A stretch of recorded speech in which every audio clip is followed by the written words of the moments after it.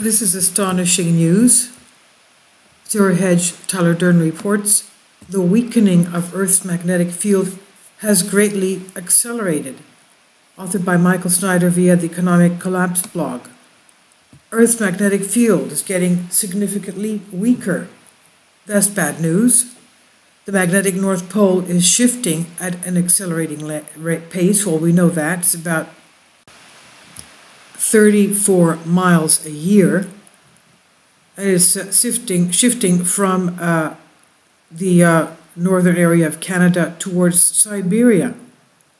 Scientists scramble to keep up with this fast-moving North Magnetic Pole. So that's not good news. Now, today, most of us take the protection provided by Earth's magnetic field completely for granted. It's essentially a colossal force, the force field, which surrounds our planet and makes life possible. And even with such protection, a giant solar storm could still potentially hit our planet and completely fry our power grid. But as our magnetic field continues to get weaker and weaker, even much smaller solar storms will have the potential to be cataclysmic.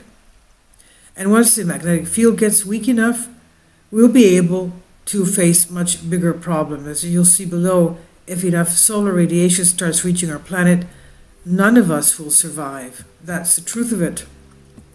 But now we're being told that data collected from the Swarm satellite indicate that the rate of decay is now 5% per decade.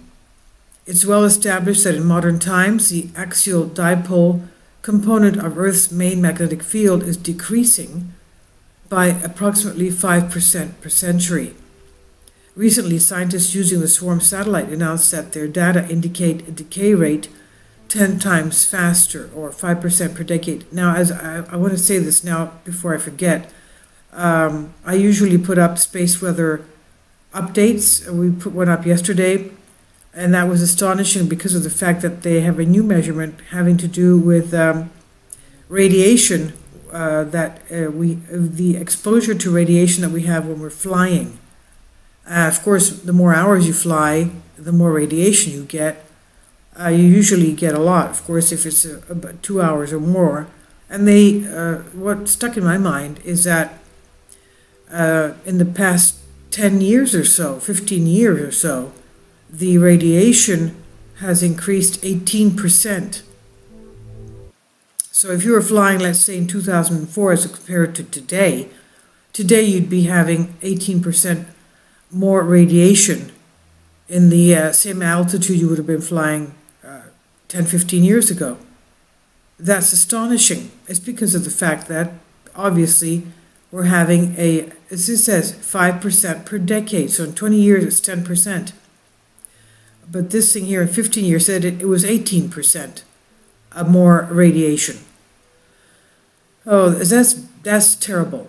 Okay, now in case you didn't get that clear, 5% per decade is 10 times faster than 5% per century. If the rate of decay continues at this pace, or if it speeds up even more, we could be looking at a mass extinction event that is beyond what most people would dare to imagine. This is astonishing. As more solar radiation, of course, reaches the Earth, we would expect to see a rise in cancer rates. And this is something that even National Geographic has acknowledged. However, if the magnetic field gets substantially weaker and stays that way for an appreciable amount of time, Earth will be less protected from the oodles of high-energy particles that are constantly flying around in space. This means that everything on the planet will be exposed to higher levels of radiation, which over time could produce an increase in diseases like cancer, as well as harm delicate spacecraft and power grids on Earth, well, also animals and plants. Of course, we are already seeing this. Cancer rates have been rising all over the world, and if you live in the United States, there is a 1 in 3 chance that you will get cancer in your lifetime. But as the magnetic field continues to weaken, things will get worse, a lot worse. The weakening of magnetic field the weaker it gets, the amount of solar radiation that will reach us will rise, and eventually it will get so bad that the entire human race will be in jeopardy. This is what was reported in Futurism. Radiation and cosmic rays are a real concern for NASA, especially when it comes to long-term spaceflight. Astronauts on a mission to Mars could undergo up to 1,000 times exposure to radiation and cosmic rays that they would get on Earth. If Earth's magnetic field disappears, the entire human race and all of life, in fact, would be in serious danger. Cosmic rays would bombard our bodies and could even damage our DNA, increasing worldwide risk of cancer and other illnesses. The flashes of light visible when we close our eyes would be the least of our problems, and even if some of us found a way to survive underground for a while, we would still not be able to survive because solar wind would strip away our planet's atmosphere and our oceans. Without Earth's magnetic field, solar winds, streams of electrically charged particles that flow from the sun, would strip away the planet's atmosphere and oceans. As such, Earth's magnetic field helped to make life on the planet possible, researchers have stated. So, could such a scenario actually happen? Well, we're seeing it happen at a very slow pace, it seems. Some scientists are saying that our magnetic field could be gone in as little as 500 years. But they are telling us not to worry because Earth's magnetic poles will flip and things will eventually return to normal. How nice. Earth's magnetic poles will flip. Well, that has other extinction level events that we have to consider, don't we? The magnetic field surrounding Earth is weakening, and scientists say it could be gone in as little as 500 years. The result, Earth's magnetic poles could literally flip upside down. Of course, most scientists believe that a pole flip takes hundreds or thousands of years to happen, but they don't actually know because they have never seen one take place.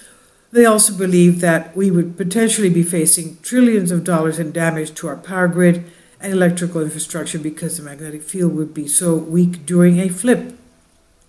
Storms far less powerful than these could cause much more damage if they happened to hit while Earth's magnetic field was in the midst of a reversal, Robert said. The result would likely be trillions of dollars in damage to our electrical infrastructure, and right now there is no plan for dealing with an event of that magnitude. Hopefully such an event is a long way in the future. We can develop future technologies to avoid huge damage, Roberts concluded. Keep your fingers, but not your magnetic field lines, crossed, he said. Most of the experts also believe that a pole flip is still a long way off, but what everybody agrees on is that the magnetic North Pole is moving towards Russia at an accelerated pace. But what's really catching attention is the acceleration in movement.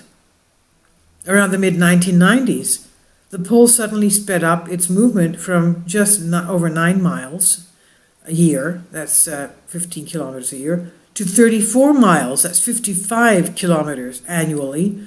As of last year, the pole careened over the international date line towards the Eastern Hemisphere. And earlier this year, authorities had to issue an emergency update to global positioning systems because the magnetic field is changing so rapidly. The most recent version of the model came out in 2015 and was supposed to last until 2020, but the magnetic field is changing so rapidly that researchers have to fix the model right now. The error is increasing all the time, says Arnaud Chouliat, a geomagnetist at the University of Colorado Boulder and the National Oceanic and Atmospheric Administration's NOAA's National Center for Environmental Information. I know that I must sound like a broken record by now, but this is important. Our planet is becoming increasingly unstable, and we're seeing things happen that we have never seen before. Everyone agrees that the Earth's magnetic field is rapidly getting weaker, and that is making us more vulnerable with each passing day. Most of the experts are trying to put a happy face on things and are assuring us that everything is going to be okay. Hopefully they're right, but I would not count on it.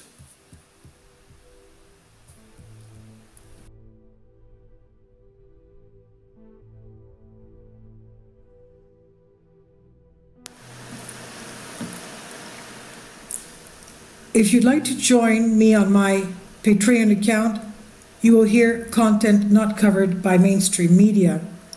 These riveting stories will be based on my research, and I will state my opinions and give my personal insight on diverse and controversial subjects and world events not covered by mainstream media, and not supported by YouTube guidelines. So whatever I have on my Patreon, most of those will not be on my YouTube channel. Please consider becoming a member today. More of the most significant and important videos will be on my Patreon channel. Your support helps me to continue my research and keeps this YouTube channel alive. And we depend on your support, your generous charity, because we help economically challenged families here in Athens, Greece, in Kapota, and we also help the young generation with university tuition and the community around our church. Thank you.